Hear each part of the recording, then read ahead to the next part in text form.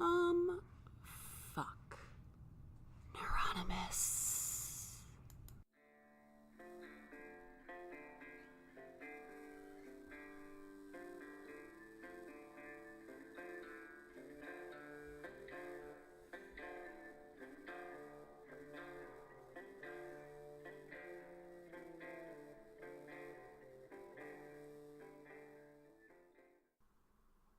Hey, boys and girls, this is another episode of Neuronymous. Hello, my fellow neurotics. Uh, this is going to be an interesting show. I'll be honest. We have a we have a wonderful guest, lovely, lovely woman. Uh, Her name is Jennifer Brunick. She's a poet. She's from the St. Peter area of Minnesota.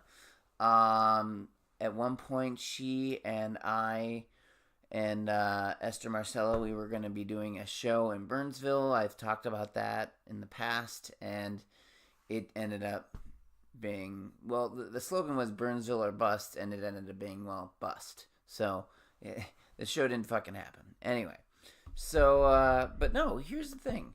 You know, I'm not much of a poetry person, to be completely honest with you. I don't know what constitutes as a poem. I mean, I know, I grew up with Shel Silverstein, and the where the sidewalk ends type things, that's kind of where I'm at with poetry, like, so I remember there's a lot of the whole beat poetry. There's like open mic nights all over the world, and I remember this is what I remember of poetry. Mike Myers going up on So I Married an Axe Murderer and doing poetry. That's pretty much the gist of my poetry thing. So I don't really know what constitutes as what is a poem to somebody, right? My dad is for my dad is a weird guy, obviously, and this doesn't have much to do with poetry, but he's kind of like one of those guys. Like he doesn't like he never understands why in foreign films like people get nominated for best actor or best or best actress or how something is a great movie, because he's like, well, what if in their language they're a shitty actor? I'm like, it's because it's not. It's it just because you don't understand the language doesn't mean that they're a shitty actor or actress. Like, so I'm kind of that way with poetry. I don't, like I said, I just don't have an aptitude for it. I just know that if it rhymes, it's kind of a poem. Like I always say, hey, I'm a poet, and I don't even know it. Like I don't. I'm fairly clueless, but but I am very excited about having Jennifer on. She's a wonderful, wonderful human being, and when she has gone up on stage, her poetry has been funny, and poignant, and sometimes, and a lot of the times it's topical. Other times to me it's basically like me talking right now. It's kind of I just kind of talk, and whatever sticks, and that is not a dig by any means. I mean, like I said, poetry is poetry. It's like beauty is in the eye of the beholder. Poetry is in the eye of the beholder. Like I get the idea of poetry. I just don't know how to. I can do a haiku if I need to. Somebody put a gun to my head and said, write a fucking haiku. I could write a fucking haiku. And I like some of Edgar Allan Poe's poetry. Annabelle Lee. I like that kind of stuff.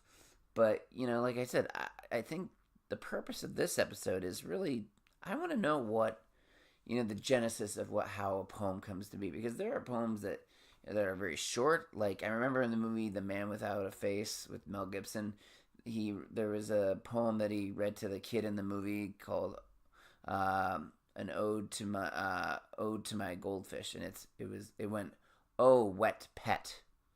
So, and I'm just like, and I was like, what? That's a poem? That's a thing? Okay, all right, I can do it. I can probably handle that.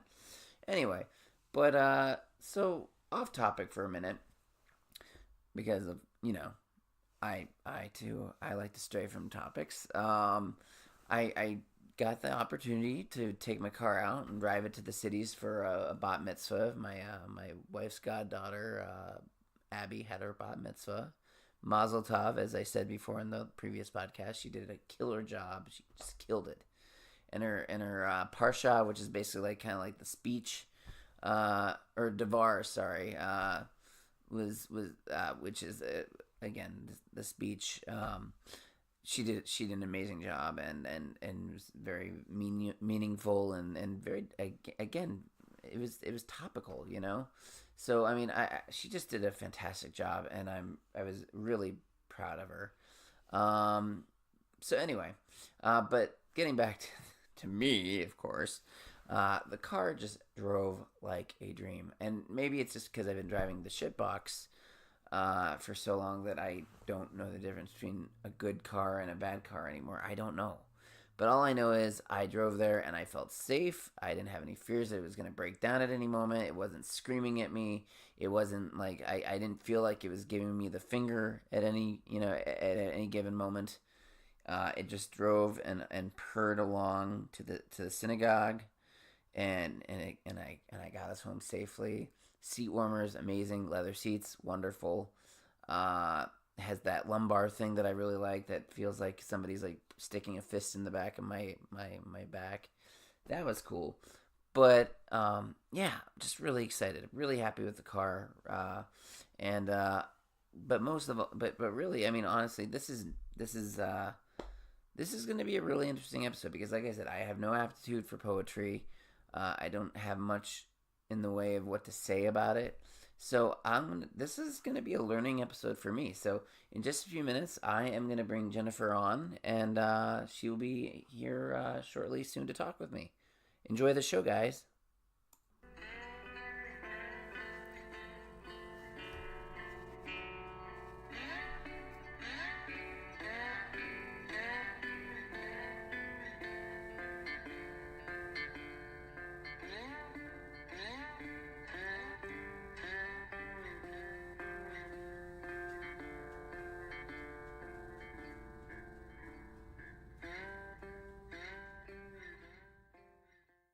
All right, we got Jennifer Brunick here. Is it Brunick or Brunick?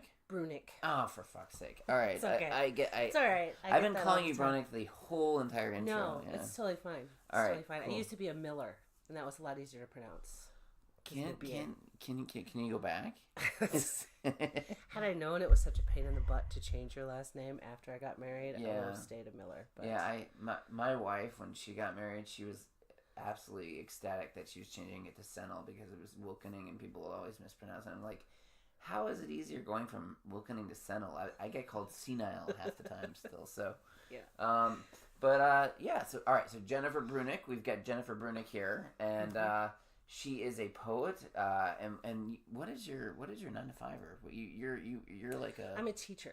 I'm an advisor at Minnesota New Country School. Okay. It's a project-based school. Oh wow, cool. That's awesome. Yeah. Can you tell me a little bit about that? I mean, what do you do? Well, I have an advisory. They're multi-age advisories. Okay. All the advisories. We have 7 advisories, so I'm one of them. So I have 19 kids, and they're age 12 to 18. Okay. And all of we have a scheduled like math time where we do use an online program, but otherwise everything standards and everything is achieved through projects. So, and I manage their projects and help them contact outside people as needed. Nice. All right. Yeah. I see my job description when people ask me, because I think where the monolith, as they call it. When people ask me, I just say I handle difficult people. That's well, I work with teenagers, so maybe sometimes you kind of do the same thing too. You handle difficult people, They're actually pretty cool. But I usually italicize the handle, so that way people think I'm like there's a little bit of danger going on here. So it's like when people, I just say I handle difficult people, Mm-hmm. So, but yeah. So I mean, a little bit of background is that I feel like almost every time that I've performed at the Coffee Hag, you've performed at the Coffee Hag. I don't perform anymore because I honestly just the anxiety of going up front and doing stand up is just too much. I've talked to several stand up comedians, and I've come to the conclusion that I just have no stage presence. Whereas with here, I can just sit on my ass and just talk in a mic and be a coward, you know? Yeah, so. I don't perform a whole lot anymore. Either. Yeah. Well, teaching takes up a lot of space. Sure, sure. And I enjoy it. So I can't have... Poetry took up such a big space for me. I can't have two major focuses like that without time suckage. Right. You know, I love that. I can't take away time from my kids at school to write a poem. Right. So I remember we were going to do that Burnsville thing. Yeah, right? we were going to have a gig. And, you know... It's going to be exciting. It was going to be exciting, but I'm not going to lie to you. I was a little relieved when it fell through because I was just like... This is not happening in 3 weeks. I can't. Like, I mean, all credit goes to Esther and Tim Barry, and they're great people. But like, by the end of it, by the time we were done with that first meeting, I was like, I don't think this is happening. Well, and I was kind of relieved because I was like, this is a big show, and I don't think I have that kind of presence to. I don't think I'm worth $20. Like, I think you are. I think you're funny. You? I think it was a little less daunting for me because I have so much. I've written so much poetry. Right. So if someone asks me to perform, and sometimes they do, I can say sure, and I can bring out my binder, and I've got a gajillion poems in there. And with me, like, it was always because it's all about me. With me, like, I always try if I were to perform again. I never did the same thing more than once. I always tried to have a completely different set because it was always at the coffee hack. So, you know, if you get repeats, they're going to be like, oh, you fucking already heard about this stuff. So, but one thing but yeah, I mean, like I said, I love stand-up comedy, and, you know, sometimes it trickles into my podcast. You know, I have a little bit of shtick, but for the most part, I mean, I just like talking, you know, and chatting with people who can do a better job at stand-up than I can, or, you know, and like I said, I was talking, like I said in my intro, about poetry. I don't have an aptitude, like, you know, Amanda and I will when we would watch, you know, people perform, like, poetry, we were just kind of like, I don't understand, you know, and that's not a dig, it's just like, you don't understand the poetry or the performance part of it? Or I think the poetry, because like I said, this is how I was brought up, okay? So my dad, and this is kind of relating to poetry, but like, he doesn't understand foreign film. Like, he understands foreign films, but like, he never understands how people can be nominated for like best actor for like speaking in a foreign language film, because it's like, well, what if they're saying things stupid, you know, like, and like, the thing is, I'm kind of the same with poetry. Like, I mean, I don't know what constitutes a poem, you know, like I said, for me, it's like, if it rhymes, it's kind of a poem. Like, I get like poems like Annabelle Lee, like, you know, from Edgar Allan Poe and stuff like that, but I don't understand like the genesis of, you know, of how a poem starts. Is there like a beginning, middle, and end, or is it just kind of flow the way it flows? I like my poems to tell a little bit of a story. Okay. And usually because now I've moved on to more of the teaching part, so I have kids. The cool thing about Weasley. Yeah, I have my own kids, but I also have my students mostly. Oh, okay. And I've kind of passed on from writing onto the education part of this. Sure. The cool thing about slam poetry is anybody can do it. Yeah. You know, a person of color, a 13-year-old kid, an 80-year-old man, anybody can do it, and I've seen it. Neurotic angry Jew, absolutely. Because everybody has a story to tell. Yeah.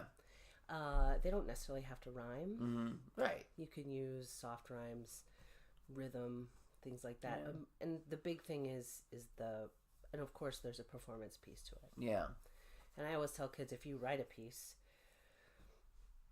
and you care about that, you're going to care to perform it specifically, so people can hear your words, and you can inflect certain things. Sure. Because that's really basic. That's what poetry used to be. Yeah. The bare essence of it. Homer. Yeah. All of that was spoken word poetry. Right. Because they didn't write it down. Right. So it's kind of bringing it back to its roots. And whether it's, and I'm an English major. Right. So whether it's real literary poetry or not, that's another debate. Yeah, I was a journalism major, so I mean, there's some writing involved, but I mean, it's such a different kind of writing. But like, you know, like I mean, I guess now that I think about it, I mean, to a certain extent, I mean, I'm not saying like I'm the world's greatest poet, but I guess, you know, I do like solo episodes where I just talk and I kind of like work through my issues and kind of talk to the audience, you know, my audience who's listening, whoever will listen, if there are people listening, you know, and I kind of like talk about my life, you know, and like just sometimes, I mean, obviously it doesn't rhyme, but I mean, I have, you know, I get into like a flow and a rhythm, and you know, and then after a certain point I listen, I was like, huh, sometimes it's profound, sometimes I'm like, well, that was kind of bullshit. Yeah. You know. Well, of course. So yeah, I mean, I guess. I mean, is would you say? I mean, poetry sounds like it's a completely. I mean, it is what you think of it or what you make of it to a certain extent. I mean, or yeah, and see, I think with my wife, I'm much more open-minded. I make my wife sound like she's like this closed-minded. She's gonna listen to this. She's gonna later sound like I make her sound like she's this closed-minded bitch or something like that. Yeah. She's not. She's like extremely open-minded, but like she's much more like I'm the Captain Kirk to her Spock. You know, like you're the arty one. Yeah, I'm the arty one. I'm the arty one in my relationship as well. Yeah, like she like her. If I ever get her a T-shirt, it's gonna say, "It makes no logical sense." That's her go-to saying. She goes, "It makes no logical sense." I'm like, why does it have to make logical sense? It doesn't have to make logical sense. It can be it can be completely illogical. But you know why? Guess what? Because we're human. That's why. So I mean, with poetry, I mean, it doesn't necessarily have to make sense. I mean, it doesn't have to mean what it means to you. It can mean whatever you get it, gleam out of it. And it just and it's just what you. It's just like reading a book. Yeah. You know, when you read a book, every single time you read, it could be the same book that you've read every year. Yeah. That you're going to get something new out of it. Yeah. So when you hear somebody do a poem, you're going to get, I do poems about being a wife and poems about being a mother and poems about teaching and poems about politics. Or, I mean, and they're all things, working at a nursing home. You worked in yeah, I was a CNA for years. Oh, wow. In my past life.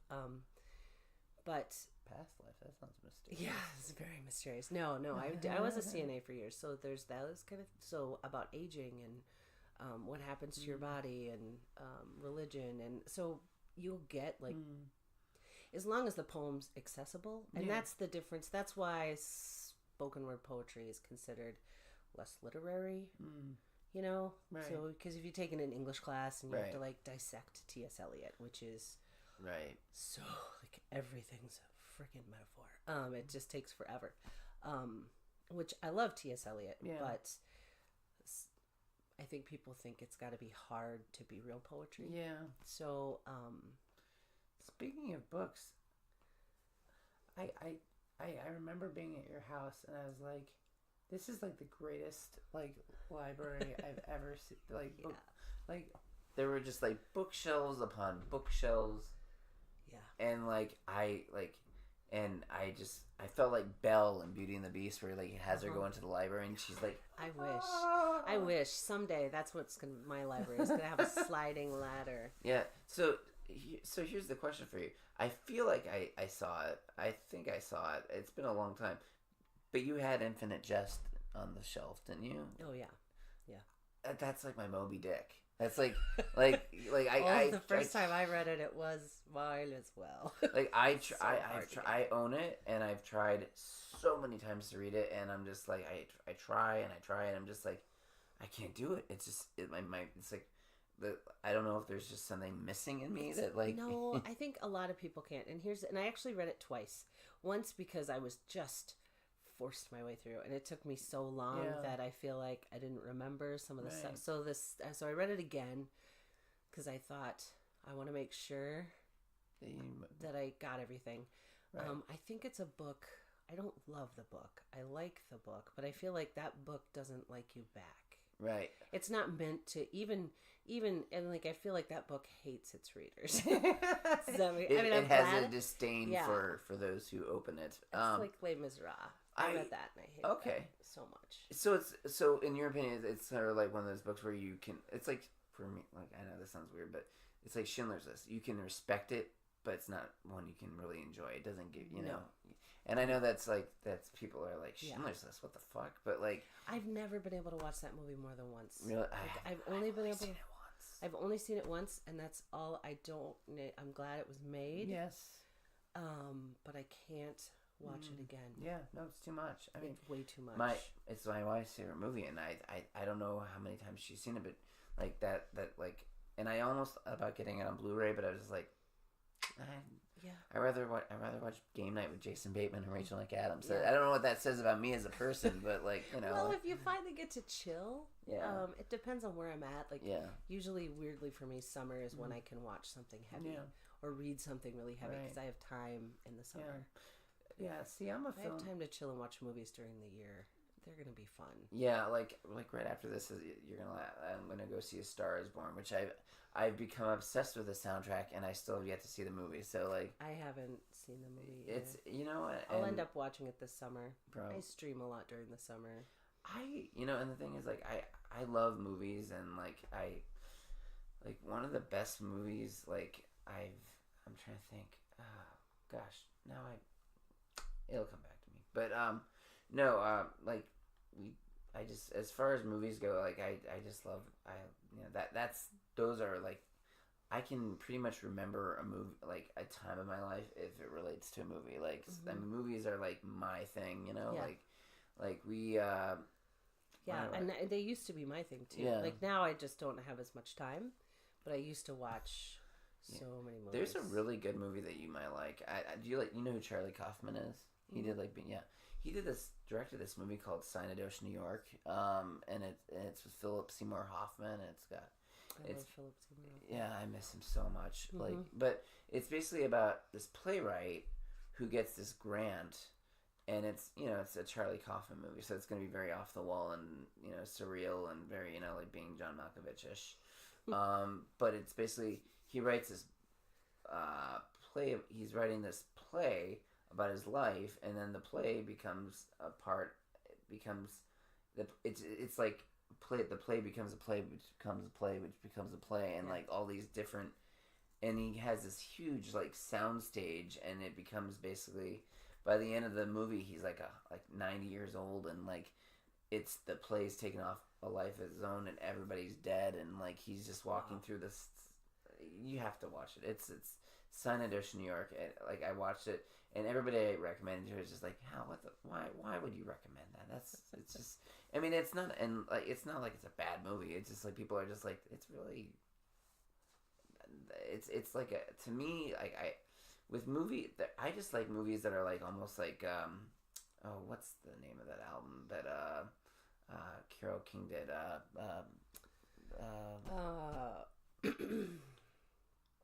I don't remember it now. It's right on the tip of my tongue. I can Google it. Yeah, Google it.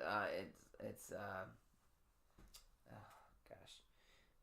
What did we ever do before Google? I know, right? Google.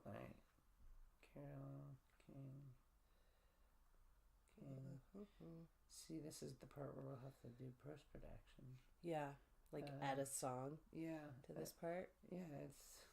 Now I can't read my phone. I have to get bifocals. Yeah, I have officially hit that age. Yeah, it's this is going to take up our time, isn't it? It's Tapestry. Yeah, it's a tapestry. Yeah, I like movies that are tapestries. That's. Oh my god, that kind of build on each other. Yeah, exactly. Like I like movies that are. Like nested stories? Yeah, is that what you're saying? Exactly. Like stories that build exactly on like the movie Magnolia, for instance. Yeah. Yeah. Like I love movies where like the characters intersect, and like it doesn't always have to make sense. Like I just like movies that like have intertwining stories, that have like sort of like a poetry to them. You should read Visit from the Goon Squad. I think that's I have. You know what? I owned it at one point, and I think I could check it out at the library on Kindle on Overdrive, but. Yeah. Really good. Right now, I'm reading a book by an author who just made her debut, and I'm interviewing her next Saturday. She wrote a horror book, and I love interviewing people who. I saw that. Yeah, I see that on your Facebook page. I can't read horror. Really? Like I can't. I have such a hard time with. I'm such a wimp. Are you? I just watched. I'm gonna forget the name of it. It's on Netflix. It was a Shirley Jackson. Tapestry. It's a Shirley Jackson novel. House of Haunting Hill or something. Yeah. Oh I my haven't watched it. God, that was so good. Really? Is it Watch good? it. It's binge. Oh my. It's so good. Yeah. And I had to force myself to sit. I mean, it's not gross scary, but there are jump scares, and I don't like jump scares either. But it's super good. I see the best.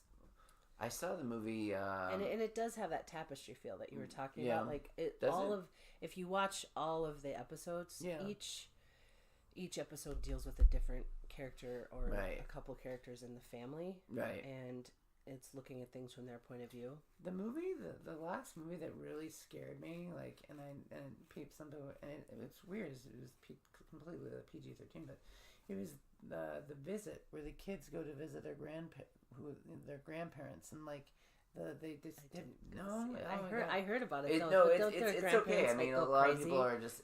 Don't their grandparents go crazy and like? Yeah, and I'm gonna go on a limb and say you're probably not gonna end up seeing it. No, I'm not a big. Well, you find out that they're not really their grandparents; they're just people that escaped like an asylum and killed their grandparents, and they're just Anyway, spoiler alert. But you've had 6 years to watch it, so so it doesn't count anymore. As I always say, if you haven't watched it yet, and you're it's like saying Harry Potter dies in the end. You should know that by now. Does he die? Yeah, he comes back, but he dies. Well, that's good for him. I mean, he should have had a comeback. Resurrection. Yeah. I mean, that's kind of pretty much Daniel Radcliffe's career at this point. Yeah. No, I mean, although I liked him in Horns, he was really good. But no, for you, I mean, when you start a poem, I mean, is there a particular genesis? I mean, is it just something and be like, hey, that's kind of interesting. I'm gonna make a poem out of it. Sometimes it's a line. Yeah. And it just goes from there. Yeah. Or something. It's a story that's been kind of niggling at the back of my brain. It doesn't have to be. It's one of the poems I wrote, and I'm not going to be able to recite the whole thing, but it was when I worked as a CNA. Yeah. My grandma's priest got hurt, and he had to come in for. He was just there for 3 months, but he was the priest I remember when I was little. Yeah, sure. And none of us wanted to clean him up because he's a priest. So I kind of lost, and even though I wouldn't categorize myself as a person of faith, I still have the Catholic superstition. Sure. So I was like, so I had to clean him off, and which was awkward for me. And I think that'd be kind of awkward. It was. It was actually. And then he asked me, because at the time I was single and a mother. He's like, "So did you ever get married?" And I told him yes, because I panicked. Right? Yeah. Panicked. And then I told my grandma what I said, and she was like, "You need to go tell Father Frank you're sorry." Wow.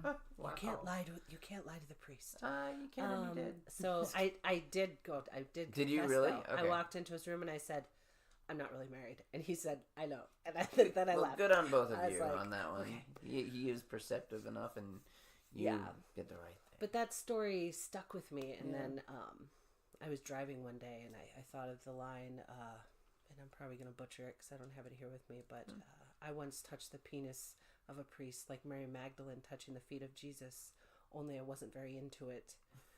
And that's how the poem came about, and it really the whole poem itself ended up being about me questioning faith. And the Catholic Church, and interesting, but it started there. So however it ends up, well, no, I mean, and I suppose it all has to do with different experiences. I mean, nobody just comes up. I mean, sometimes some of the shit that comes through my head, I'm just like, how'd that come up? But I mean, I think that's the beauty of just writing and you know, in general is just like, you know, people are always like, how could you think that? And I'm just like, you can't really control what pops into your head, you know. No. And I think that's, like I said, that's really the kind of the beauty of life is that, and of art, and just like you know. I mean, that being said, I was thinking about this, and I was watching a friend and I were talking about the movie American Beauty, right? And obviously we know there's the controversy of Kevin Spacey, and just like we're just like, oh, he was brilliant in that role, but now you're just kind of like, ew. But problematic, exactly. You know what I mean? So like, you kind of like. I had to make a rule for myself about that, because there's writers like Sherman Alexie was one of my favorites. Right. And the Mists of Avalon. Mists of Avalon. I actually named my daughter Morgana after reading that book. Oh no. So I mean, kind of good. I know, but yeah. And then you find out years later. So what? Yeah. I don't know. I just make the rule if like H.G. Wells was also incredibly racist, and I know like not just old timey racist, like. Even back then, people are like, chill out, HG. So I make the rule now, like, I don't pay money or watch something if it's problematic, if that person who created it is still alive and could financially gain from it. Right, yeah. So absolutely. I own all of Sherman Alexie's books right now. And Sherman Alexie... He's a Native American author. Okay. He wrote, like, Part-Time Diary. Yeah. He did the film... You hit me. You just know that, right? I did just hit you, and I can't think of... This is... What kind of abuse am I taking for this? So I'm suffering abusive. from my art. I know. Hey, remember? Suffering for nothing. Now I have to look it up, but he did... I know you've seen this film. Sherman. I have to Google it. But, when you say problematic with him, is... What he was sexually abusive towards young Native women. Oh. Wow. Okay. That'll do it. So then which becomes really problematic for me. Yeah. Smoke Signals. Smoke Signals. I've never seen that movie. He wrote the movie. But I know exactly the movie. what it's about. Yeah. And it was a big deal because it was the very first movie. It was written by, directed by, acted by, everything produced by Native American people. The only Caucasian people that were part of it were if they needed a Caucasian actor. Yeah. Right. So it was a big deal, and he has been a favorite of mine for a long time. But now I can't buy his stuff. Yeah, until he dies. That's my rule. Until he dies. Yeah. Well, once he's dead. Once he's dead. Then it's fine. Like H.G. Wells, I can go out and buy H.G. Wells stuff because H.G. Wells died. I know this is weird, but like with. But that's just my own personal. No. So. You know, like. Ford, the guy who did the Ford, card, the Model T and stuff. Oh yeah, I forgot his first name. Yeah, I know who you're talking about. Henry Ford. Thank you. He was like a complete like Holocaust denier and like just complete anti-Semite. Yeah. Same with Disney. Yeah. And I will, but and I had to get a new car Disney recently. Has a lot of problems. Yeah. He was also like black. Blackballed. Like he was a trash baby. He was a trash baby, definitely. Total ass. Yeah. But with Henry Ford, I kind of like. I still wouldn't buy a car for him, which is weird. And my okay, right. Anyway, so You won't buy a car from him. I wouldn't buy a car from him. And I know that sounds terrible. Well, maybe I will. I mean, I possibly could, because the thing is, I know that getting back to Schindler's List, when I remember, like, this was like 20 years ago, they put, Ford, the company, put on Schindler's List in Omaha. I don't know if it was a national broadcast or not, but they did a commercial-free, uncut version of Schindler's List on public television, which is unheard of because it has the F word, it has so much graphic violence. Yeah. And I remember people were just calling in saying, what is happening right now? Like, it was this fervor of like, how could you air that, blah blah blah.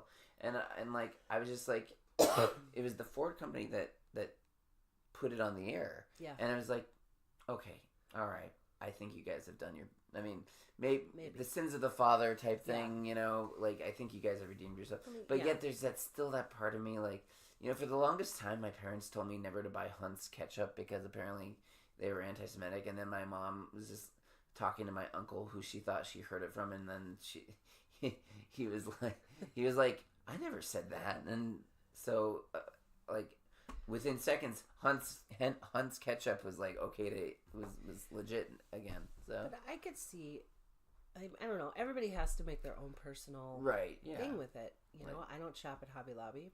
I don't spend my money there. Okay. I don't eat at Chick-fil-A, but which it's delicious. But right, I know.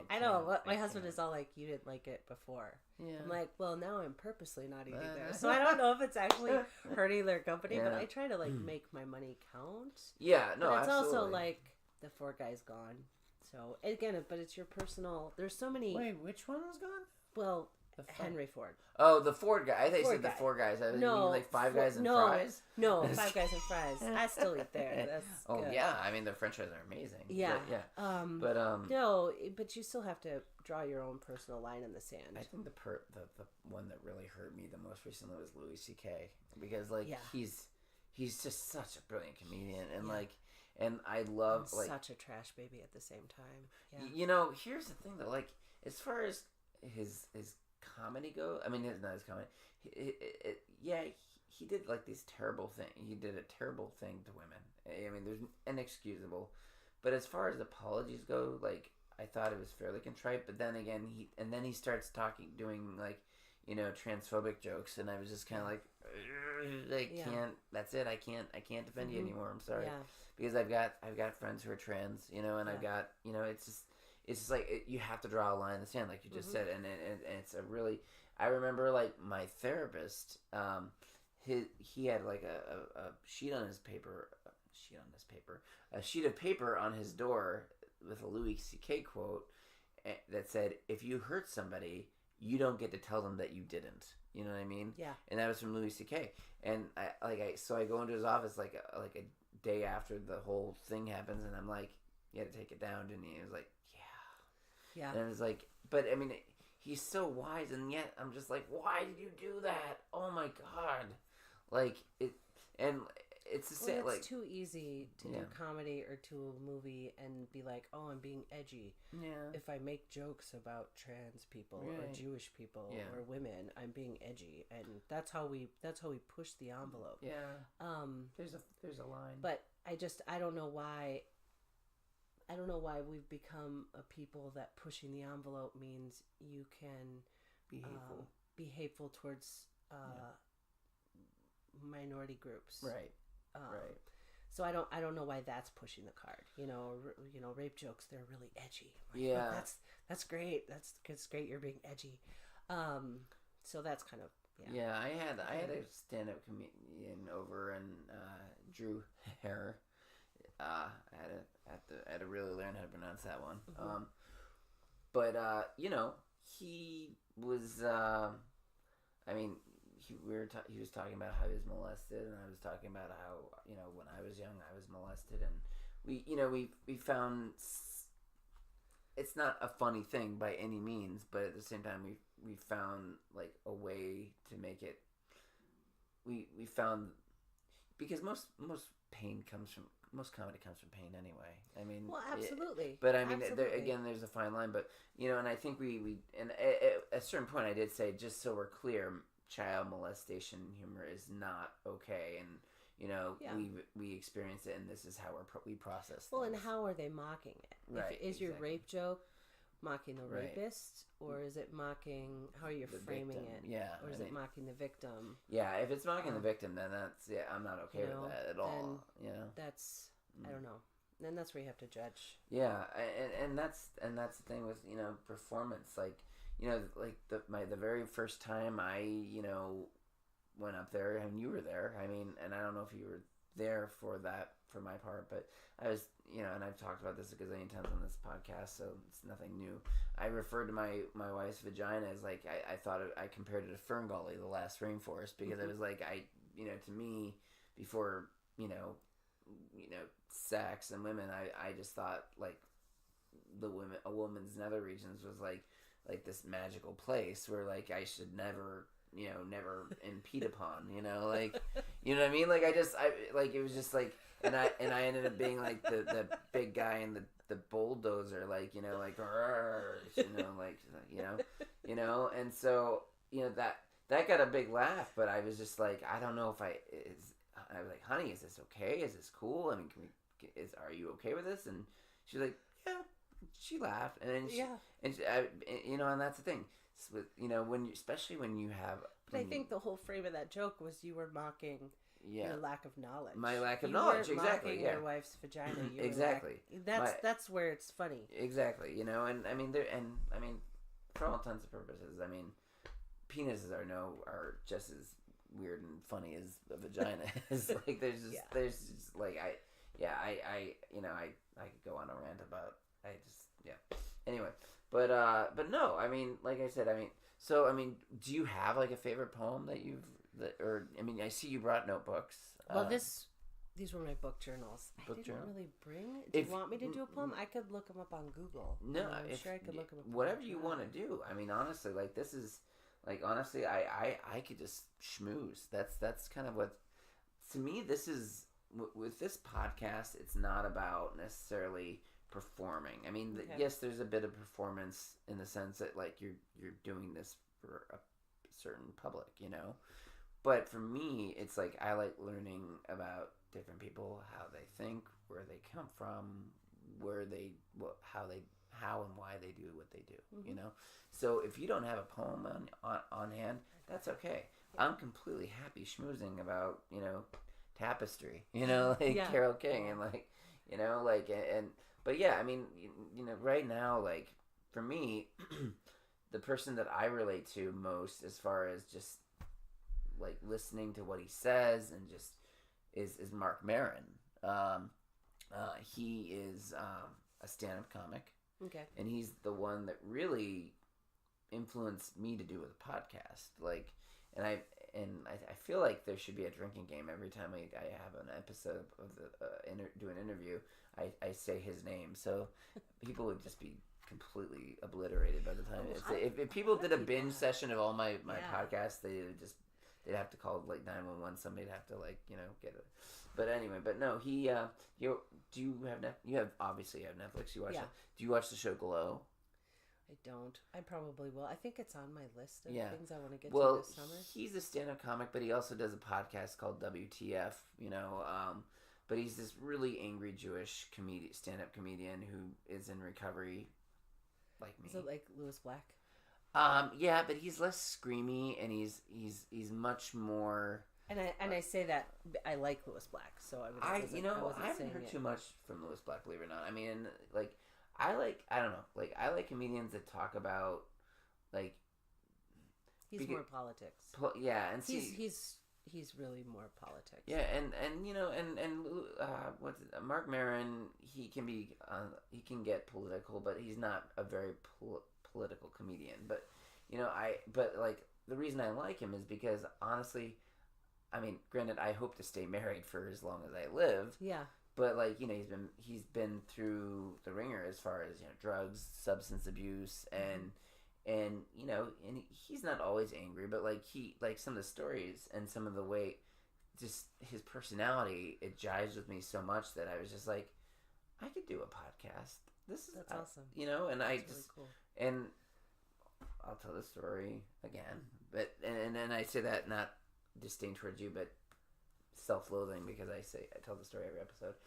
And I was just like, I should do a podcast. And like one day, like a friend was just like, what's your address? Because he clearly believed in me and for some reason or another. And 2 days later, this was on my doorstep.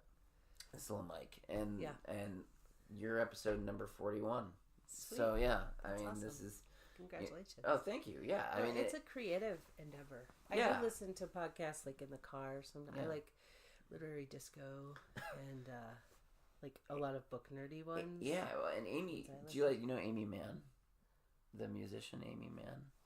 I've heard of Amy Mann. Well, she's like my all-time favorite, but like she just started a podcast. Everybody's starting a podcast. I'm not unique. Mm-hmm. Conan O'Brien. Yeah, and so I just like. for me, like I for a while I stopped going to therapy because, to be completely honest, I can talk and say whatever the hell I want, and it sorts out what's going on inside, and sometimes bouncing things off guests, like that works for me, and it's free, so yeah. I mean, it wasn't good. necessarily free to Free pay is for. very good. Yeah, I do love free. I mean, it was free for a little while, and then I had to spend $109 on Podbean to be able to, because you only get 5 hours of if for the free thing, 5 hours of time, Mm-hmm. So after that, I basically had to be like, okay, honey, what can I sacrifice? Do we have to get rid of the dog? I'm just kidding, so I can do this because this is clearly helping me and I get something out of it. And I that's really the core of marriage. That yeah, I really need to go out and spend $100 on books right now. right, yeah. How can we make that happen? Yeah, exactly. I just had to get a car.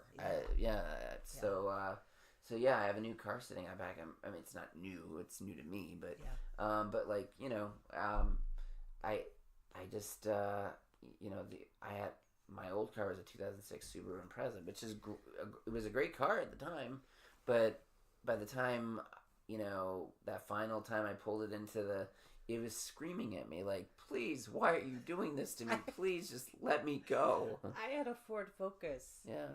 I know, right? It was a 2004 Ford Focus, and I got it.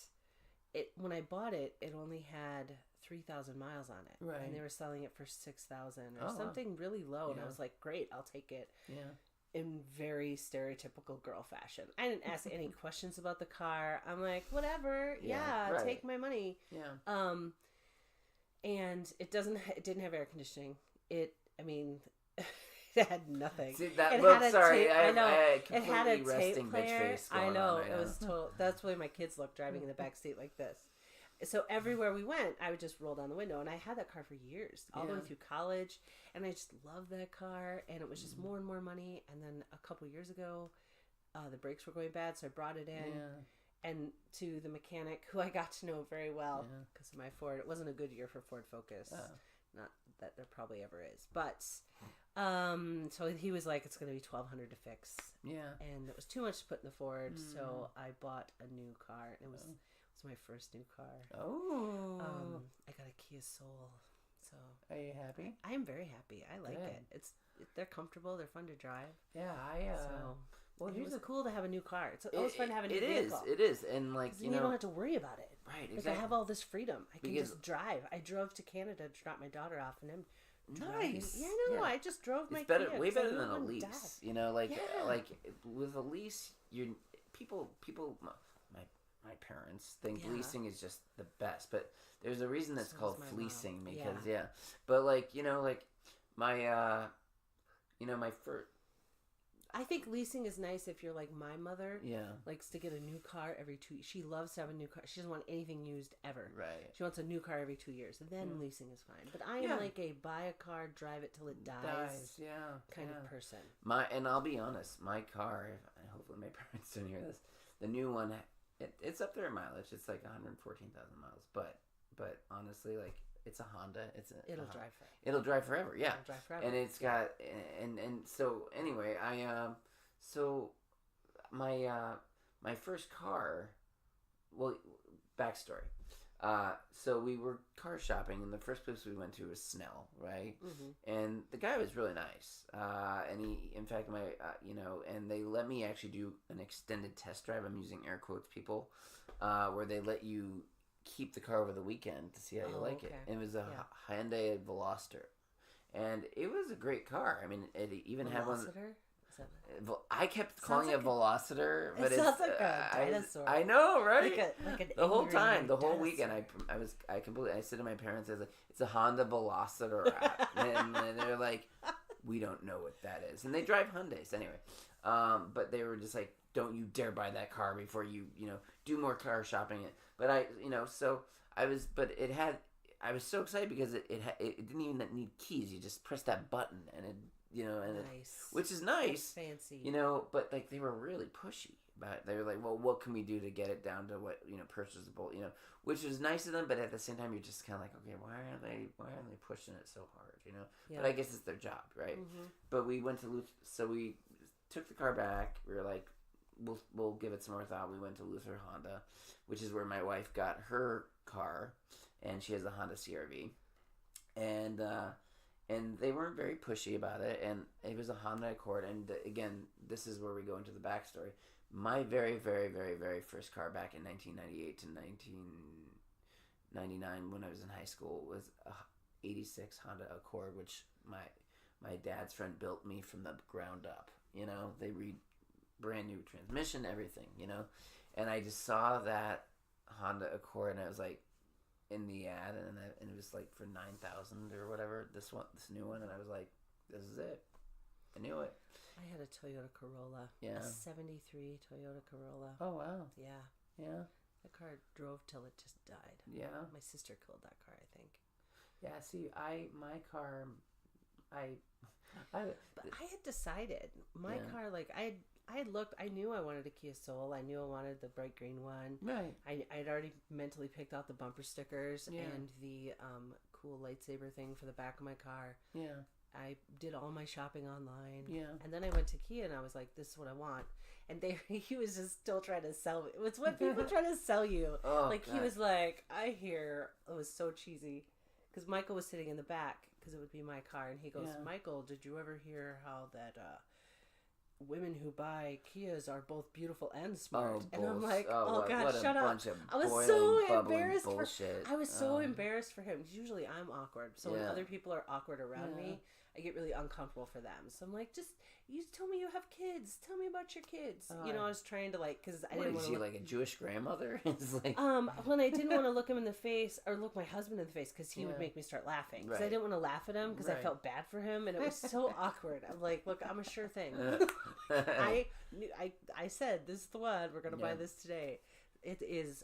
That's why I think I want to just drive it till it dies because I hate car shopping. Yeah. I hate people pressuring me. Yeah. I don't need anybody to tell me. Yeah, my wife. Yeah, no, I totally get it. My wife and I are going through some stuff. Like this is like like a week ago was like the 1 year. No, Jesus, 2-year anniversary of like when we had our failed adoption. Yeah. And I don't know how much you know about that, but it was a very traumatic experience. Like the very last second they pulled. Yeah, and so my my wife, when she's going through grief, she needs something to distract her and go through projects and stuff like that. Like she, one of them was this house. We bought a house, and so I think maybe in the last month we fostered 8 puppies. 5. I saw that. Yeah, I know. Yeah, I saw that on Facebook. Bad shit, crazy. Emphasis on shit because there's a lot of it. I don't think I'd ever. I mean, I could imagine. I can see fostering again, like not kids, dogs. Maybe we'll foster some kids. I don't know. Just bring a carload of kids. We'll figure it out. I'd be interested in fostering kids because my. I mean it's an amazing it's but the dogs though, I mean dogs like they just like roll around their own feces, and it was just that line from Ghostbusters, dogs and cats living together, mass hysteria. It was just dogs and dogs living together, mass hysteria. Yeah. And they were just, like I said, they tiny little things, and we got invested in them, and then it was just like they got torn away. They tore them away from us when they got adopted. It was just like reliving that whole thing, and it was very traumatic. Yeah. So, that's what I was wondering about when I saw that you were fostering dogs. Is how you would say goodbye from there. It was. I was wondering. It was very, very hard on a few of them because for a few of them because I'm like.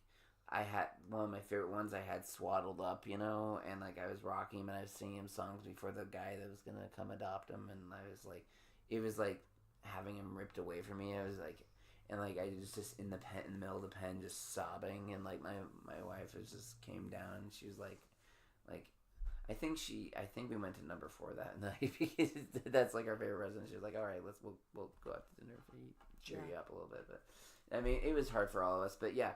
I mean, think that whole thing was just, that project was just a distraction from the reality that it's been 2 years since we lost that baby. Like last week, my wife was just in my arms and like just bawling, saying, you know, she should have been ours, you know, and I don't know if I should be saying this, but it is what it is, and I don't mince words, you know, but this car, like she asked me yesterday, she was like, you know, I had an epiphany. Is this car sort of like, you know, getting this new car, is this sort of like your project, like, you know, you needed something to distract you? And, you know, I don't know, maybe it was, maybe it wasn't, but like at that same time, like part of me is kind of like, sometimes we do things and we do them and we don't even know what or the rhyme or reason until somebody points it to us, and you're just like, oh shit, I guess that's why maybe I did that, you know? Yeah. And that's probably, that's the cool thing. I'm a project taker on too. Yeah. Because I'm going from the opposite end. Mm-hmm. All my kids are going away from me now. Oh. You know, I have emptiness. It's starting. Yeah.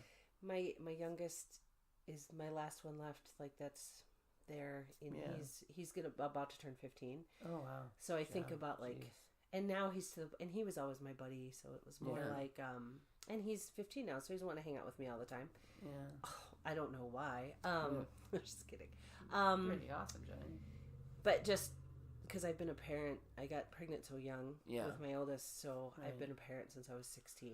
Right. So I've been at that same morning, even when I took my daughter, went to college in Manitoba, at University of Manitoba. So I've been at that opposite end right now, like starting to figure out what to do with all that space. Yeah, yeah.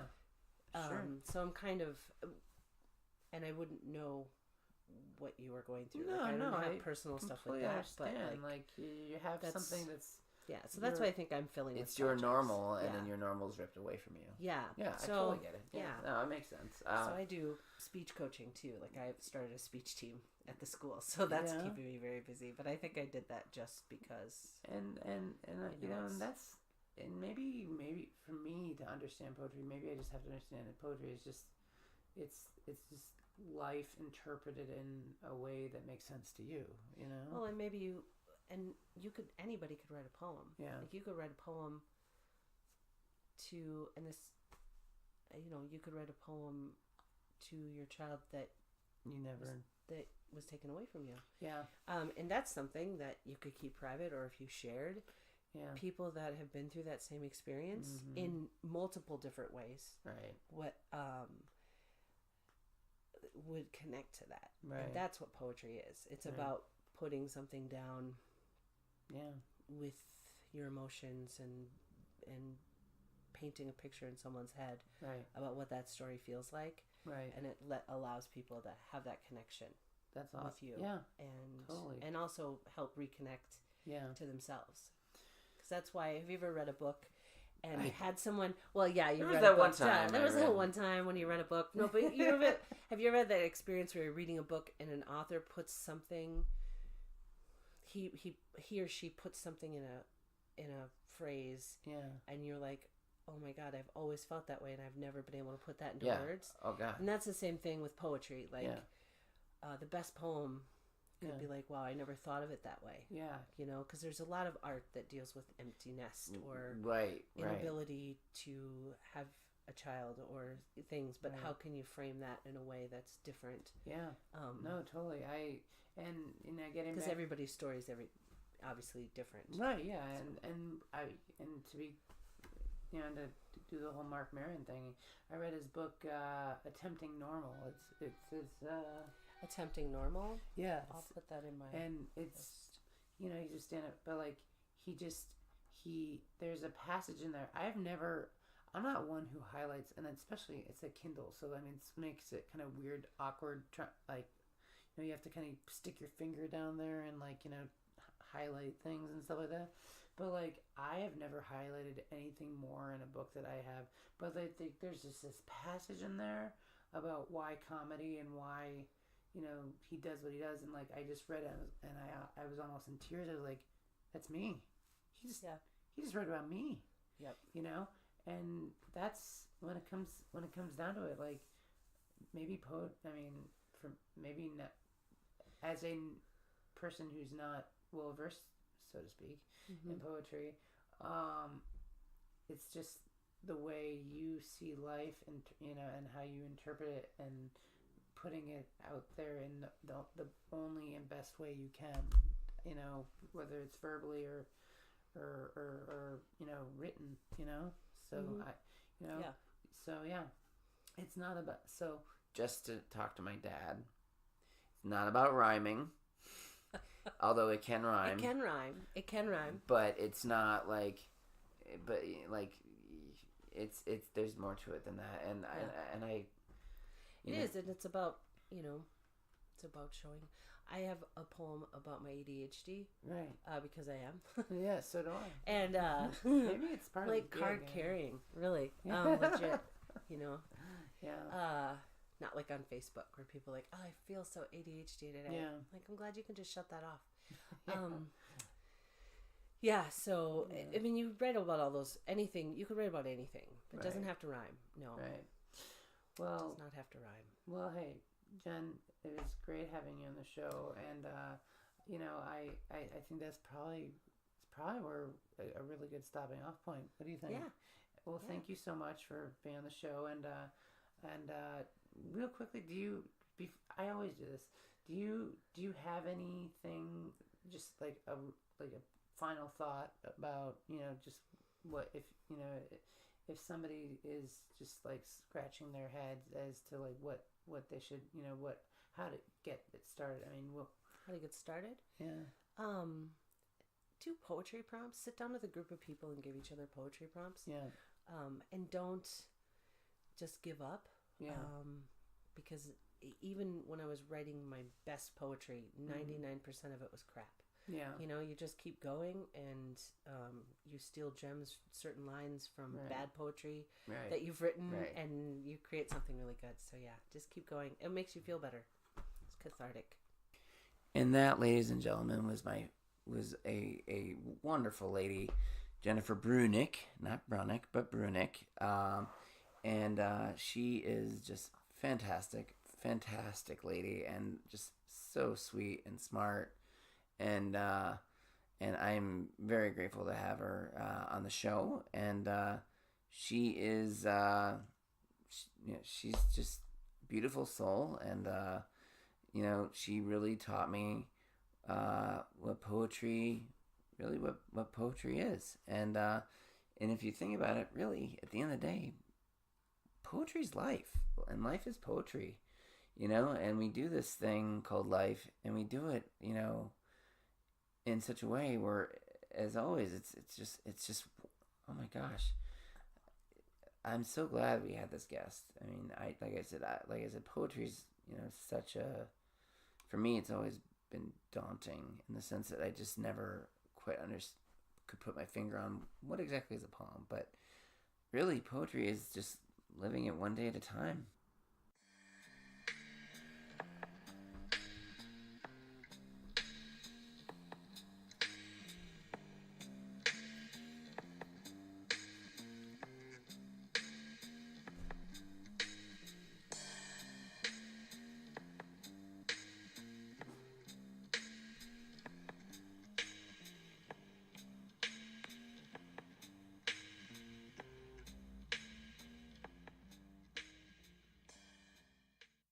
Anonymous.